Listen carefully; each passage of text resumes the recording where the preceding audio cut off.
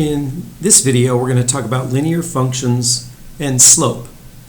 We will learn several different formats for the equation of a line in this section. Well, let's go ahead and start off with slope. Let's fill this in. The slope is a measure of how steep a line is. It compares the vertical change up and down to the horizontal change left and right when traversing from one point to another. Okay, so hopefully this is a little bit of a review for you, but let's define the slope m of a line going through these two distinct points, x1, y1, x2, y2, is defined like this. Well, informally, we sometimes say the change in y over the change in x, or we sometimes call it rise over run. Well, how much do you rise going from one point to the other? You just take the difference between the two y values, y2 minus y1. And how much do you run left and right? On the x-axis, you just take x2 minus x1. And if you prefer to do it the other way, you could rename the points, call this one point 1 and call this one point 2. And you can do it the other way, y1 minus y2 over x1 minus x2. What you cannot do is be inconsistent with the orderings of the points. I mean, if you put y2 over y1, you can't put y2 minus y1, you can't put x1 minus x2 on the bottom. You'd actually get the opposite answer. The sign would be incorrect in that direction. But these two are equivalent. Either way is fine. And as a note, as always, when you have a fraction, the denominator can never be 0, so that means x2 and x1 cannot be equal to each other. All right, well, let's look at these 3 points. The intention is, I think they're pretty clear that it's collinear, that those 3 are collinear. They're on the same line. Let's draw a line through those 3 points.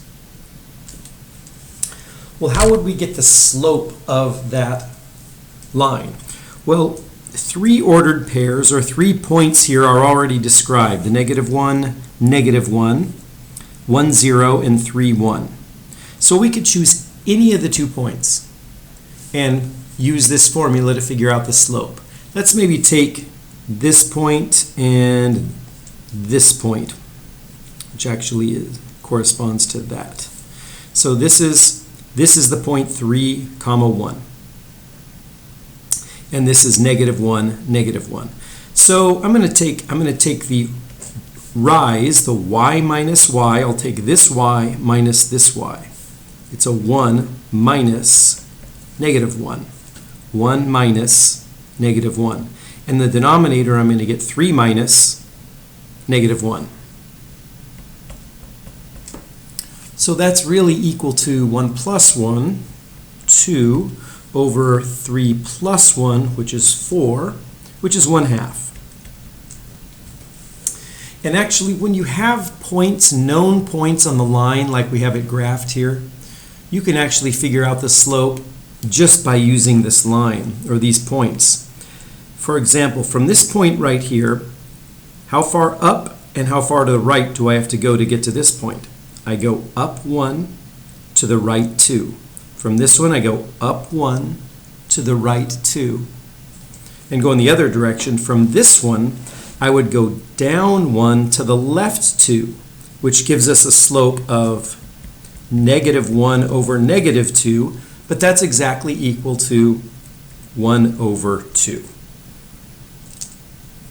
All right, let's just use that formula, the slope formula, to find the slope of a line containing these 2 points, this time without graphing it at all. It's very simple.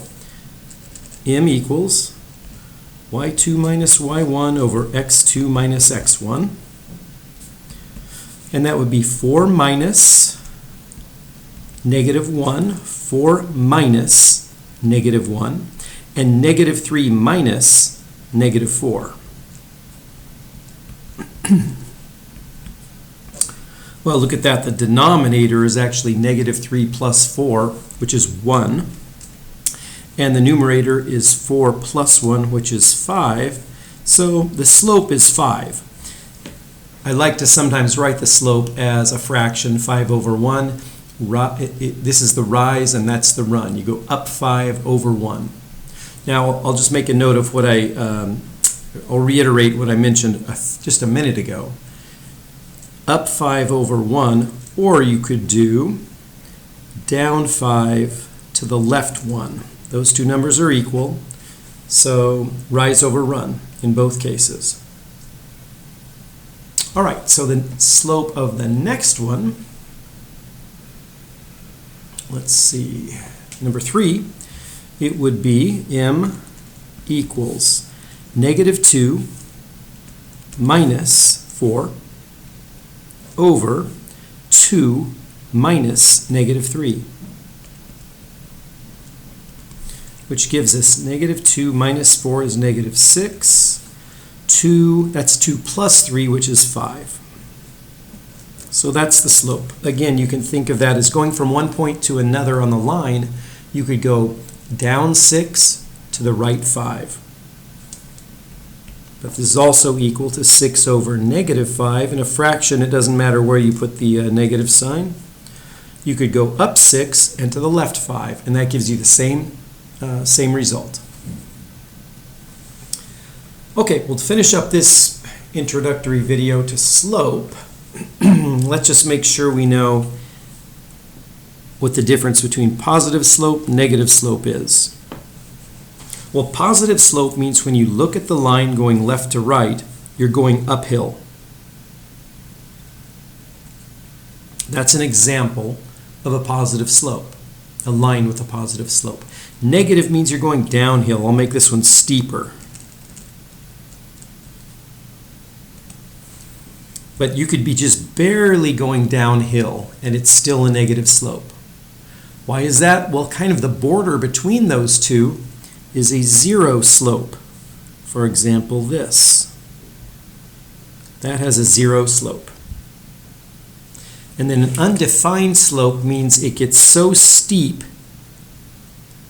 that it becomes a vertical line.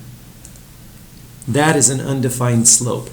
Some people will actually sometimes refer to this as an infinite slope, and I completely understand why they're doing that, but I prefer to just call it undefined slope.